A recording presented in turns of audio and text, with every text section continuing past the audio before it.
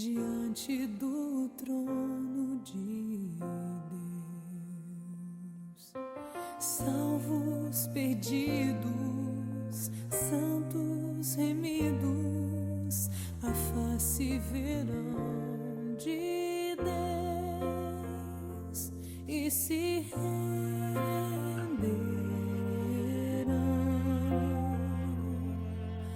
Reis de joelhos virão,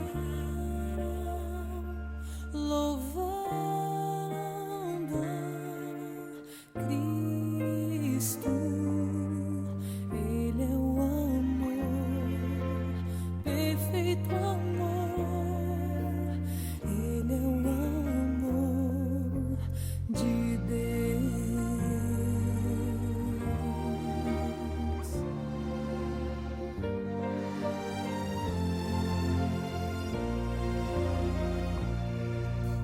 Rios e vales, montanhas e mares, seu nome irão louvar.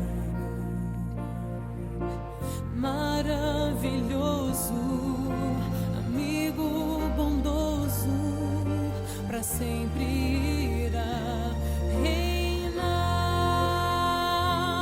e se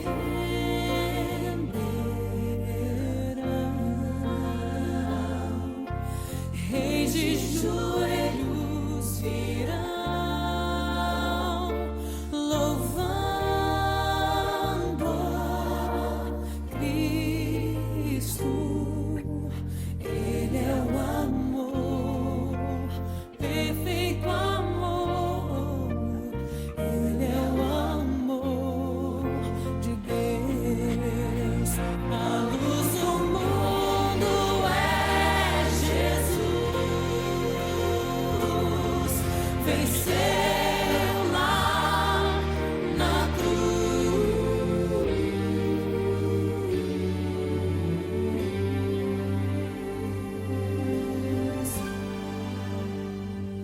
e se renderão. Reis de joelhos virão, louvando a Cristo, louvando a Cristo, louvando a Cristo. Ele é o amor, perfeito amor, pois é o amor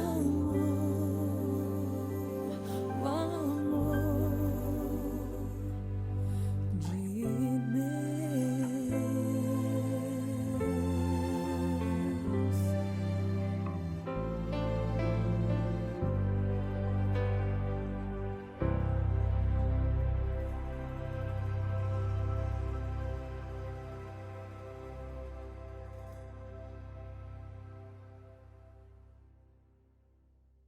Bom, esse texto nos traz aqui a mensagem dos anjos, traz então a maneira como Jesus há de vir. Ele subiu, elevado ao céu por uma nuvem, e há de voltar com uma nuvem. E todo olho verá, todas as pessoas que naquele momento viu Jesus Cristo ir, aproximadamente ali 500 pessoas viram Jesus Cristo ascender ao céu. Também agora a multidão de pessoas vai ser muito maior do que 500 pessoas. Todos verão Jesus Cristo vindo sobre as nuvens do céu. Literalmente verão. Aqui nós temos a texto também de Apocalipse, né, que todos, Apocalipse firma, até no capítulo 1 ali, firma que Jesus Cristo há de vir, todas as pessoas o verão, vindo sobre as nuvens do céu. Então nós temos a confirmação de dois anjos confirmando a volta de Jesus Cristo. Então depois dessas coisas, depois desses acontecimentos, bom, o capítulo 24 de Mateus, o qual nós vamos agora discorrer, ver alguns alguns atos de Jesus Cristo. Quero começar aqui do capítulo 24, de 1 a 51. Tá? Nós não vamos ver todos os textos, mas eu quero ver alguns aqui, qual vai ser útil agora para nós. Nós começamos no versículo 1, diz o seguinte: tendo Jesus saído do templo, enquanto se retirava, seus discípulos aproximaram-se dele para lhe mostrar a edificação do templo. Mas ele lhe disse: não estáis vendo tudo isto? Em verdade vos digo que aqui não ficará pedra sobre pedra que não seja derribada. Até aí, nós temos os discípulos agora, que Jesus Cristo, os discípulos levam Jesus Cristo ao templo, mostra o templo magnífico, o qual Cristo construiu para um fim, e os judeus colocaram como seu orgulho. Aqui nós temos uma reprovação de Deus com respeito ao orgulho, queridos irmãos.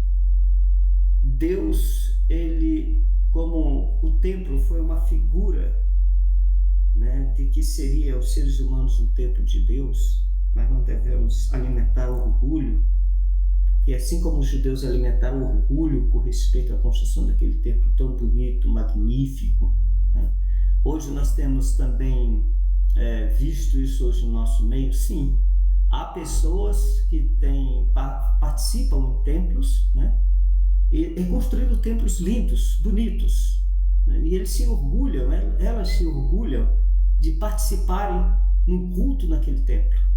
Mas Jesus Cristo deixou bem dito que os templos aquele templo foi derrubado, né, mas ele estava se referindo também a ele. Aquele templo seria então ele, o próprio Jesus Cristo, seria derrubado e em 3 dias seria reedificado. Seria derrubado, em 3 dias seria reedificado. Mas o texto mesmo que eu quero trazer a vocês, um pensamento, é essa pergunta de Jesus Cristo: não estáis vendo tudo isto aí? Tudo isto? O que está diante dos nossos olhos, que nós estamos vendo hoje? Nós não estamos vendo tudo isso? Vendo o que, irmãos? O que nós estamos vendo próximo à volta de Jesus Cristo?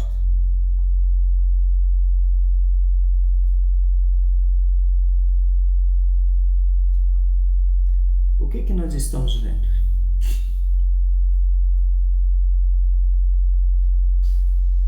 Eu quero ler um texto aqui na meditação Maranata e mostrar o que nós estamos vendo hoje no mundo atual que nós estamos vivendo.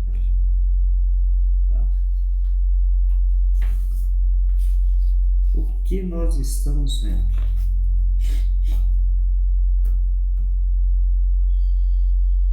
Tudo no mundo está em agitação. Os sinais dos tempos são alarmantes. Os acontecimentos futuros já projetam uma sombra diante de si. O Espírito de Deus está sendo retirado da terra e há calamidade após calamidade, terra e mar. Há tempestades, terremotos, incêndios, inundações, homicídios de todo tipo. Quem pode ler o futuro? Onde está a segurança? Não há certeza em coisa alguma, em ser humano ou terreno. As pessoas estão rapidamente se reunindo sob uma bandeira de sua escolha. Aguardam ansiosamente a atitude de seus líderes, aos que estão esperando, vigiando e trabalhando pela vinda de nosso Senhor Jesus Cristo. Outro grupo se reúne sob o chefe do primeiro e grande apóstolo. Poucos creem de coração que temos o inferno a evitar e um céu a ganhar. O que nós estamos vendo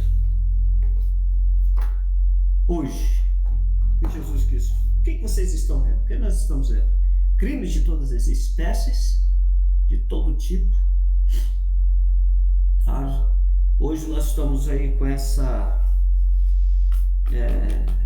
nas nossas palavras seria essa moda agora dos adolescentes invadirem uma escola e matarem os colegas.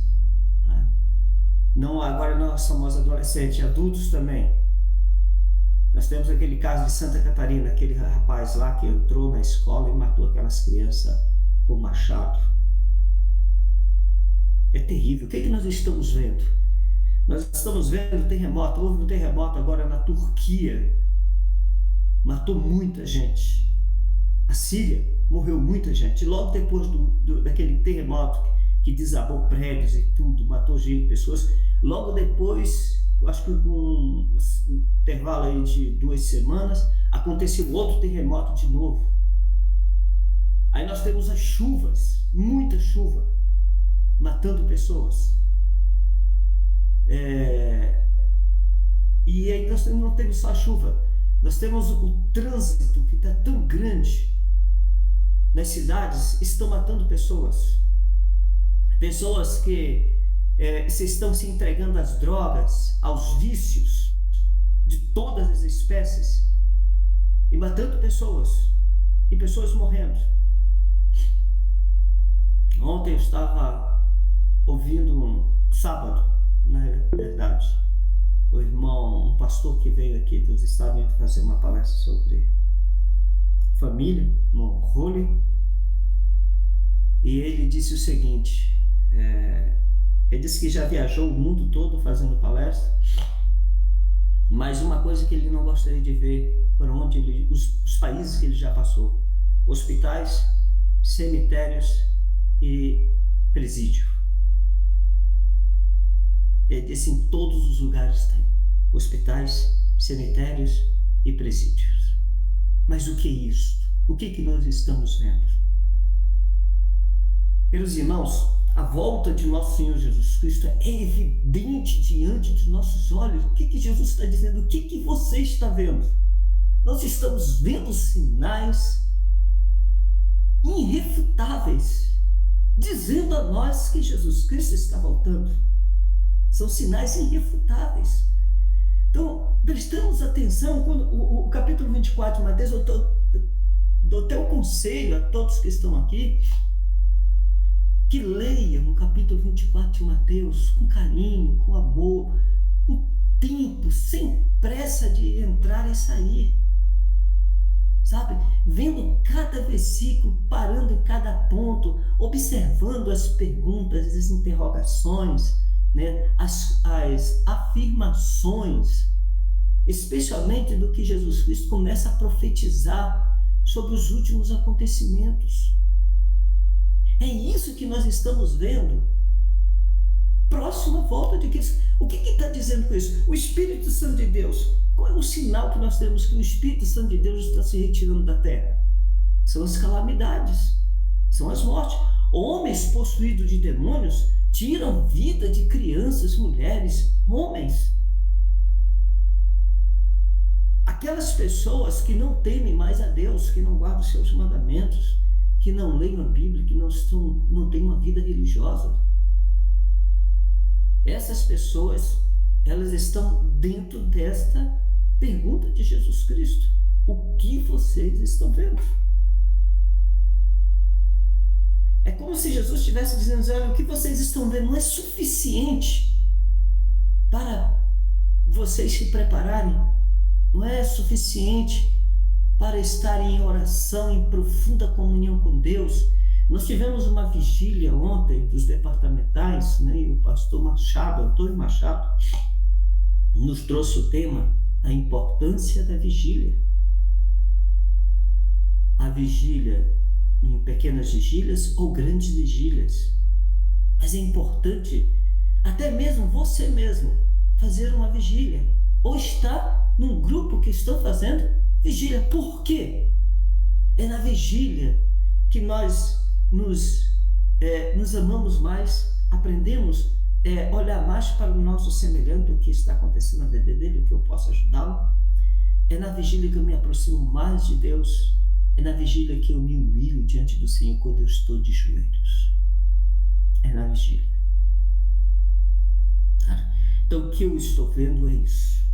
Isso está diante de mim. Os sinais no mundo social, no mundo político, no mundo religioso. O que nós estamos vendo no mundo religioso hoje?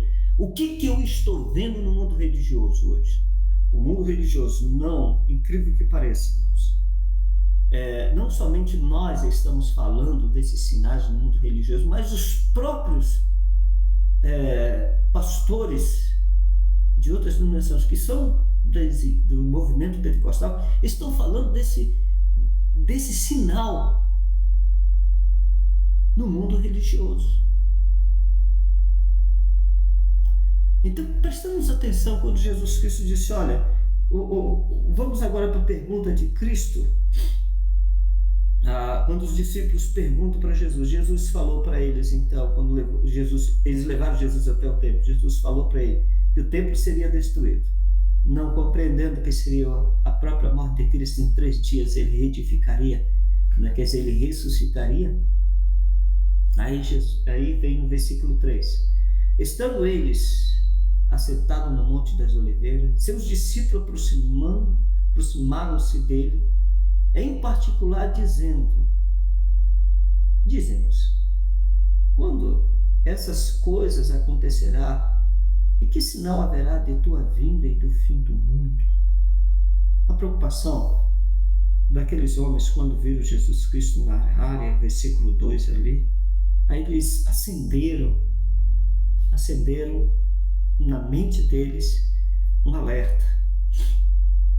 Então, eles chegaram a perguntar, então nos dizem o que vai acontecer quando tu estiveres próximo de vir. Olha a pergunta que é interessante. Assim, você já leu fazendo o ano bíblico, mas quando nós paramos para pesquisar somente um capítulo e você pega aquele capítulo e lê ele mais de 20 vezes, você consegue ter uma visão tão grande com respeito a perguntas, respostas e um e outro acontecimento ali predito dentro daquele capítulo. Aí quando os discípulos, olha, o que aconteceu no fim do mundo? Por que eles estavam preocupados? Com o fim do mundo. Outra, eles chegaram a perguntar para Cristo, o sinal, antes da tua vinda. Olha a pergunta deles. Que sinal acontecerá antes da tua vinda? Irmãos, aqueles irmãos nossos da fé que foram salvos, estão salvos esperando o dia da ressurreição, olha o que eles deixaram para nós. Olha a pergunta deles. A pergunta deles abriu o eventos finais, abriu para nós os acontecimentos. Foi aquela pergunta que trouxe a nós tudo que já aconteceu, o que há de acontecer. Foi aquela pergunta daquela igreja que trouxe para nós a mensagem da volta de Jesus Cristo, os sinais que nós estamos vivenciando hoje. Olha só que pergunta tão importante. Que sinais acontecerão da tua vinda e do fim do mundo? Jesus, então, no versículo 4, ele responde: tende cuidado para que ninguém vos engane. Primeiro sinal da vinda do fim do mundo: o engano. O engano viria por meio de quem? De pessoas. Que ninguém vos engane.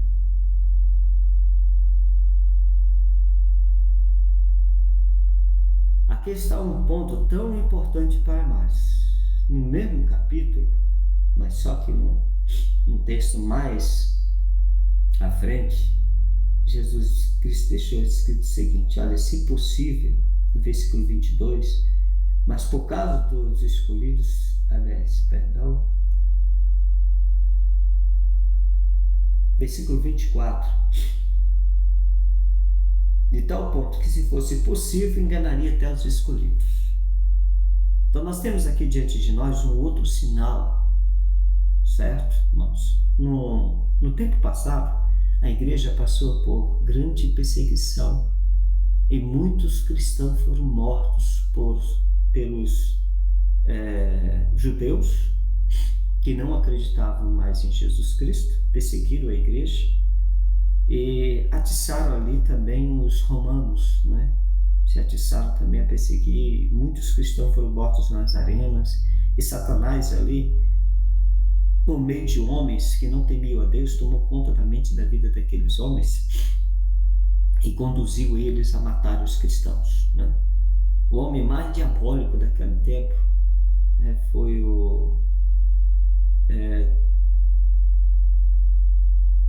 os imperadores romanos. Eles foram muito diabólicos, tá? E aqueles homens mataram crianças, mataram senhoras e senhores, mataram jovens, mataram os adolescentes por causa do nosso Senhor Jesus Cristo. E o diabo operou naquele tempo matando. Hoje o diabo vai operar por meio do engano. Ele vai mexer no psicológico, na mente humana. E com isso ele quer trazer uma grande confusão na mente das pessoas, para que as pessoas não consigam ver a verdade como ela está escrita. Qual é o grande ataque de Satanás nesses últimos dias? Trazer uma verdade que não é verdade, uma contrafação. Então o engano vem como uma contrafação. Nós temos diante de nós duas verdades. E se você e eu, se nós não tivermos em profunda e fervorosa oração e tendo espírito de intercessão de todos os dias, todo dia orar, esse é o dever do cristão, é orar, e pegar a Bíblia Sagrada para ler, e depois comunicar a palavra de Deus para aqueles que não conhecem. Esse é o nosso dever. Orar, ler a Bíblia e comunicar o que está escrito. E quando você pega a Bíblia em oração silenciosa, não em oração para que ninguém ouça. Aqui está uma grande questão para nós. Qual é a oração mais poderosa? É a oração silenciosa. Você se ajoelha, você conversa com o Pai em espírito e pede a Ele a graça e o Espírito Santo. Conversa com o Espírito Santo e peça ao Espírito Santo iluminação. Por quê? Quem deu para os discípulos a sabedoria para escrever a Bíblia? Quem foi? O Espírito Santo. Toda a Escritura foi inspirada pelo Espírito Santo. A quem eu vou então pedir para que me ensine as Escrituras? Ao Espírito Santo. Se foi Ele que deu a iluminação, então Ele pode me dar a iluminação. Deus para os discípulos deu para mim e Ele dá. E você se ajoelha em oração particular, em oração secreta, e pede a Deus a iluminação do Espírito Santo sobre as Escrituras Sagradas. E o Espírito Santo vai te comunicando e vai te ensinando o que é a verdadeira verdade. A verdade que não é mesclada com mentira. Que isso não é só aquela capa. Tem uma parte da verdade, o restante é tudo uma mentira. Lembre bem que a matemática de Deus é metade não se conta para Deus. E meia verdade é uma mentira completa. Então tenhamos atenção para isso. Bom, então o que Satanás ele está trazendo diante das pessoas? Uma grande confusão de como que ele vai fazer. Pessoas que ele levanta no meio religioso e dizendo que tem uma nova luz, uma nova verdade, que descobriu algo extraordinário dentro da Bíblia Sagrada. Tem isso aí. Aí você vê agora o seguinte, o comunismo no passado excluía Deus completamente do seu meio. Hoje o comunismo atual, ele está relativando Deus. Ele não está descrendo de Deus, mas também não acredita totalmente, mas relativa a Deus. Entende como é que está a situação dos sinais da volta de Jesus Cristo? Quando Jesus Cristo diz, olha, surgirão falsos cristos, falsos profetas, né? E disse Jesus Cristo no versículo 5, ele diz, olha, virão muitos em meu nome dizendo, eu sou o Cristo. Agora, quando ele diz assim, virão muitos em meu nome e dizendo, eu sou o Cristo. Tá? Eu quero trazer para vocês, quando as pessoas dizem, olha, eu sou o Cristo, o que ele está dizendo? O que é Cristo? Eu quero trazer para vocês aqui, Êxodo capítulo 3, quando Moisés se encontrou com Deus num monte ali, na sarça ardente, no pé do monte, onde tinha uma sarça ardente. E ali Deus conversou com Moisés. O capítulo 4 de Êxodo, isso no capítulo 3, do capítulo 4, aí aquela preocupação de Moisés, como ele vai falar e toda aquela situação. E esse capítulo 4, Deus então narra a Moisés o que vai acontecer. Então Moisés respondeu, mas eles não acreditarão em mim, nem atentarão a minha voz, pois dirão, o Senhor não te apareceu. Perguntou-lhe o Senhor, que é isso na tua mão? E Moisés respondeu, uma vara. E a vara ali se tornou uma serpente. Nós conhecemos aquele ato. Depois Deus pediu para que Moisés colocasse a mão no seu peito e ela se tornou leprosa. Mas eu quero chegar aqui no versículo 15 e 16. Tu lhes falarás, disse Deus a Moisés, e lhes porás as palavras na boca, e eu estarei com tua boca e com a dele, de Arão, e vos ensinarei o que deveis falar. E ele falará ao povo em teu lugar, no caso Arão, o seu irmão. Assim ele será a tua boca, e tu serás como Deus para ele. Viu que Deus disse para Moisés, tu serás um Deus para todos aqueles que vão ouvir, tanto para os israelitas como para os egípcios. Moisés era um Deus. Nós temos na carta de 1 Coríntios, capítulo 11, versículo 1, quando Paulo diz, sejam meus imitadores, assim como eu sou de Cristo. O que Paulo era para o seu tempo? Um Cristo. O que foi Abraão para a sua época? Um Cristo. O que foi o José para a sua época? Um Cristo. O que nós, aqueles que pregam a palavra de Deus, que anunciam o amor de Deus, que anunciam o evangelho da salvação, o que eles são hoje? Cristo.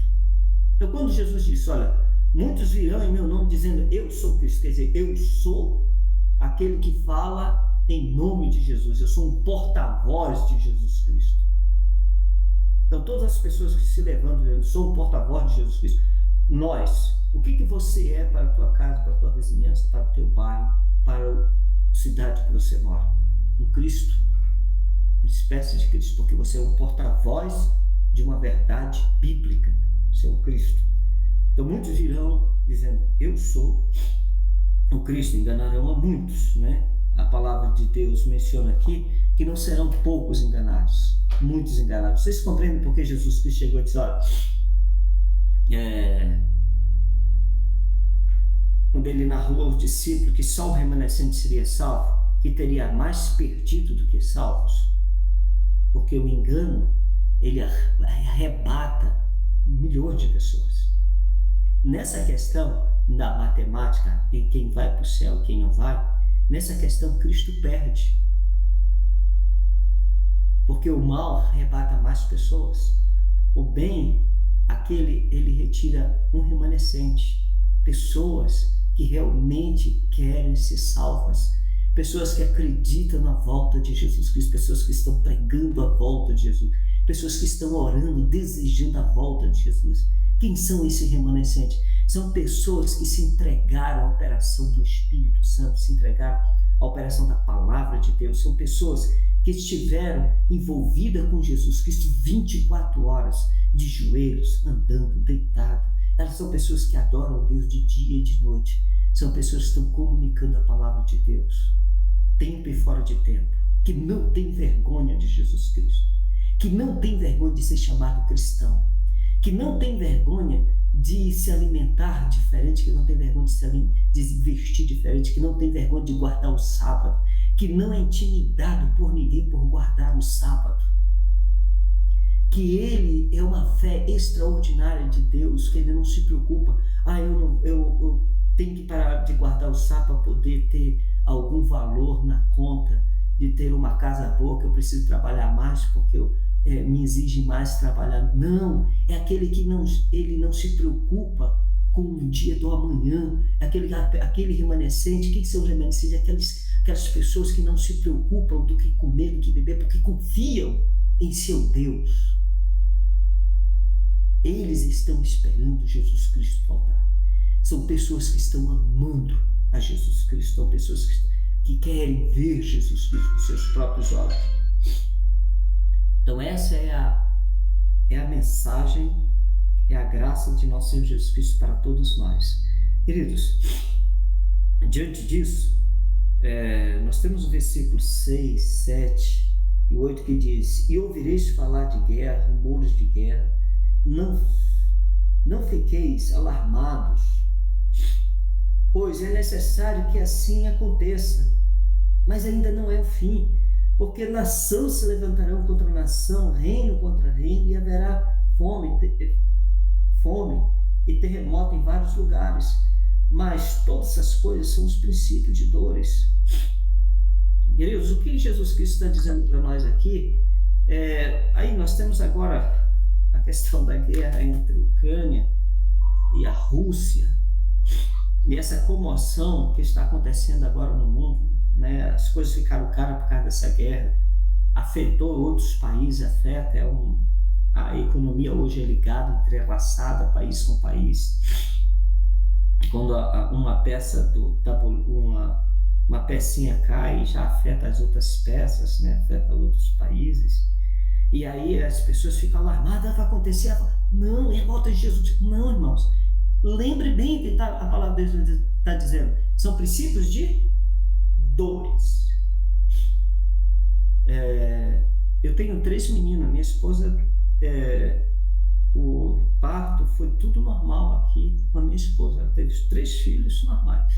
Mas eu me recordo bem que quando vinham as primeiras dores, ela já se arrumava, porque ela dizia: olha, já veio a primeira contração, ela sentia a primeira dor, já estava no período de ter a criança, então ela sentia aquela primeira dor, ela já se arrumava, já arrumava as coisas da criança todinha dentro da bolsa, todinha arrumadinha, ela já ficava arrumada, porque se veio a primeira, ela vinha a segunda, a terceira, a quarta, até o período dela ganhar a criança, aí nós já tínhamos que ir para o hospital.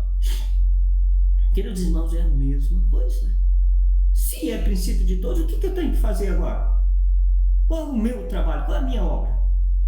É me preparar. É simples assim. Eu tenho que compreender o que Jesus Cristo está dizendo. Olha, se está acontecendo guerra, se está acontecendo terremoto, se está acontecendo fome, morte por todos os lugares, o que eu tenho que fazer? Me preparar. Se prepare para se encontrar com Jesus. Prepare a tua casa espiritual, prepare o templo, organize a sua vida. Você sabe aquela mensagem que Jesus deu ao rei Ezequias, naquele dia que ele ia morrer, que Isaías foi lá, e Isaías foi procurar Deus para que ele tivesse misericórdia do rei. Aliás, ele procurou Deus em oração, e Deus enviou Isaías e disse: olha, o Senhor vai te dar mais 15 anos, mas organiza a tua casa, organiza a tua vida. Ele deu 15 anos, mas ele ia morrer, ele precisava se organizar, porque o dia dele estava chegando. Então, Cristo está chegando. O que eu tenho que fazer? Eu tenho que me preocupar porque as guerras estão acontecendo, porque rumores de guerra, porque isso, aquilo. Eu vou ficar alarmando isso? Não. Eu tenho que orar, eu tenho que estar em comunhão com Deus, eu tenho que conhecer a Bíblia Sagrada, eu tenho que estar envolvido com as verdades, eu tenho que pregar a verdade. Então, assinado a volta de Cristo, o que eu tenho que fazer? Me preparar. O segundo, eu tenho que pregar o Evangelho. Eu tenho que ir pelos caminhos e falar, anunciando a volta de Jesus Cristo. Essa é a minha preocupação, deve ser a minha preocupação com a minha salvação, com a salvação da minha casa e com a salvação dos meus semelhantes. Essa é a minha preocupação, que eu estou vivendo no tempo da volta de Jesus Cristo. Os sinais estão acontecendo. mas eu não devo estar, ai, não, isso e aquilo, porque aí você viu o que aconteceu compartilhando vídeo de morte, de situações tristes. Não, esse não é o nosso dever. Essa não é a nossa mensagem. A nossa mensagem é pregar a volta de nosso Senhor Jesus Cristo. Como Jesus irá, de que forma Jesus irá. Tá? Essa é a nossa mensagem. O restante do versículo diz: então sereis entregues à tortura e vos matarão. E sereis odiados por todas as nações por causa do meu nome. Nesse tempo, muitos haverão de abandonar a fé. Traição, ódio, vai acontecer uns com os outros. Está no versículo 9 e 10. Também surgirão muitos falsos profetas, enganarão a muitos. E por se multiplicar a iniquidade, o amor de muitos esfriará. Então, queridos, esse é o tempo, esta é a hora, tá? Jesus Cristo deixou bem claro agora, porque nós teremos o que você está passando. Olha, o versículo 9 aconteceu no período da perseguição papal também. Foi bem predito, um período que os discípulos pregaram e foram perseguidos, perseguição papal, toda aquela situação ali, a Inquisição papal que matou muita gente, tá? Aquele período.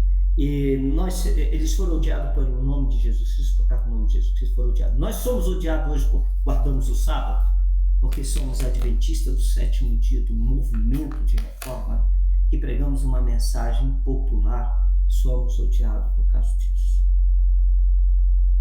Então não se preocupe.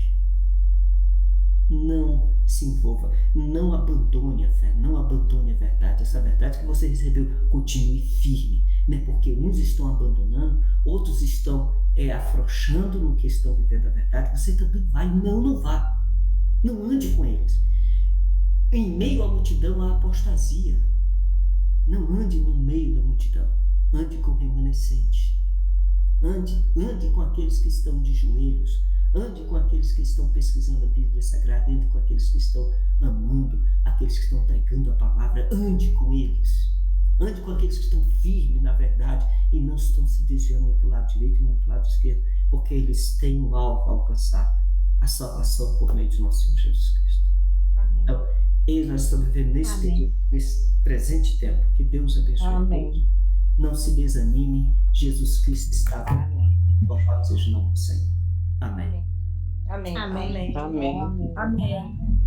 Amém. Agradecemos ao irmão Johnny por tão preciosa mensagem para nós, que nós venhamos estarmos atentos, né, aos sinais da volta de Jesus e prosseguirmos, continuar firmes nessa jornada.